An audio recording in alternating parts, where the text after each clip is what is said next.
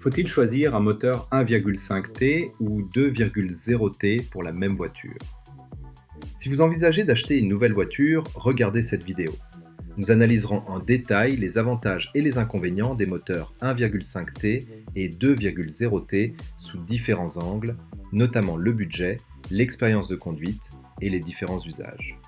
Après avoir visionné cette vidéo, vous saurez lequel vous convient le mieux. Commençons par la consommation de carburant, car le budget est le facteur le plus important.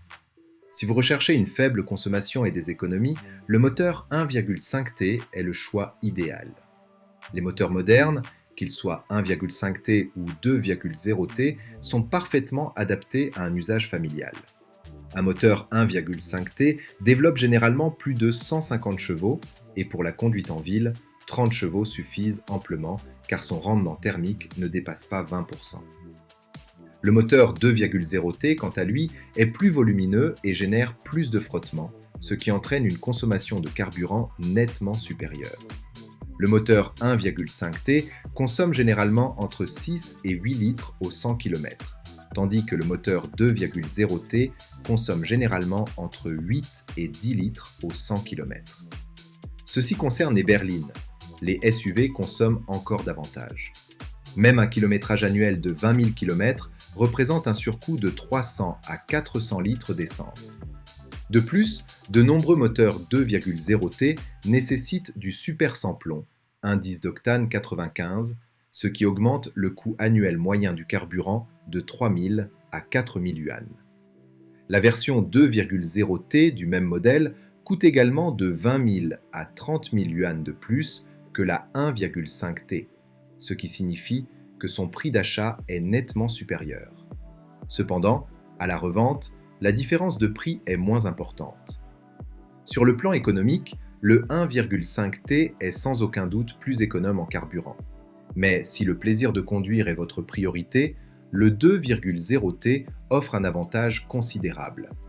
La plupart des modèles de milieu et haut de gamme sont équipés de moteurs 2,0T, qui développent généralement plus de 200 chevaux et accélèrent de 0 à 100 km/h 2 à 3 secondes plus rapidement que le moteur 1,5T. En cas d'urgence, comme un dépassement, un changement de voie à grande vitesse ou pour éviter un obstacle soudain, la réponse de ce moteur est nettement plus rapide et la puissance est immédiatement disponible. De plus, grâce à sa puissance élevée, le moteur 2,0T fonctionne à un régime plus bas, que ce soit en conduite souple ou lors de dépassements ou de montées exigeant une forte puissance, ce qui réduit le bruit à bord et améliore le confort acoustique. Le moteur 2,0T est particulièrement recommandé dans les régions montagneuses du Yunnan, du Guizhou et du Sichuan, où le terrain est accidenté. En effet, la demande de moteurs puissants pour la conduite en côte est forte, et le 2,0T offre à la fois plus de puissance et moins de bruit. De nombreux modèles sont également équipés de la version 2,0T avec transmission intégrale. Si les performances de la plupart des systèmes de transmission intégrale ne sont pas exceptionnelles, elles sont assurément supérieures à celles de la transmission à 2 roues motrices. Ce système améliore considérablement la tenue de route en virage et la sécurité sur chaussée glissante. Si vous empruntez fréquemment l'autoroute, le 2,0T reste le meilleur choix. La consommation de carburant du 2,0T sur autoroute n'est pas nécessairement supérieure à celle du 1,5T. En réalité, certains modèles consomment même moins. Ceci s'explique par le fait que ces moteurs disposent d'une plage de rendement thermique optimale, leur permettant de générer plus de puissance avec moins de carburant. Les moteurs turbocompressés fonctionnent généralement entre 1700 et 2500 tours par minute, avec de légères variations selon les moteurs. Pour maintenir une vitesse de 120 km/h, le moteur 2,0T peut plus facilement contrôler son régime dans cette plage, ce qui se traduit par une meilleure consommation. De plus, la vitesse plus basse du moteur 2,0T sur autoroute contribue à un niveau sonore inférieur à celui du 1,5T. Cependant, les voitures sont rarement utilisées exclusivement sur autoroute, ce qui en fait une bonne indication. Enfin, tenez compte du poids du véhicule. La cylindrée n'est qu'un indicateur superficiel. Ce qui définit véritablement l'expérience de conduite c'est le rapport poids sur puissance, c'est-à-dire le nombre de chevaux que la voiture développe par tonne. La Nissan Toyway de 1,5 tonnes, avec ses 160 chevaux et son poids de 1,6 tonnes, a un rapport poids sur puissance de 100 chevaux par tonne.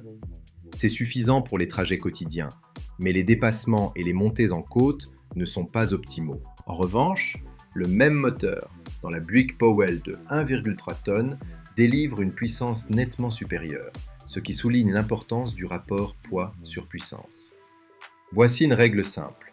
Une puissance inférieure à 100 chevaux est considérée comme insuffisante. 100 à 120 chevaux suffisent pour une utilisation quotidienne. La plupart des voitures familiales se situent dans cette fourchette. 120 à 140 chevaux sont parfaitement adaptés.